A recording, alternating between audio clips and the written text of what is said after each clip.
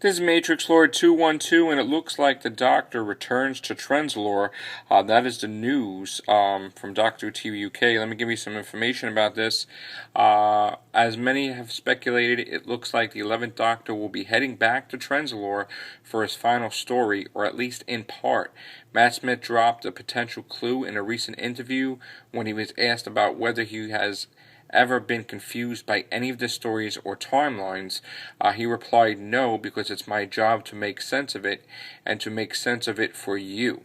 Hey, look, I guess some people find the writing and the story complicated sometimes, but I say to that, isn't that better than it being really easy?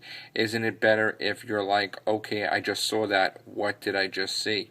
And the key bit, eventually Stephen Moffat peppers it back. You think now you're going towards the Doctor's final hour, which is towards Trenzalore. Stephen mentioned that in season 5, the sounds were mentioned. He peppers this brilliant storytelling all the way through, and for my money, that's a much more interesting way to write.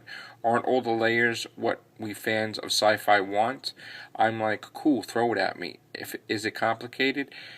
Yes. Are we going to go back in time? Are we going to go forward in time? Yes. Are we meeting a character we've met in the future? Yes. Is she my wife? Yes.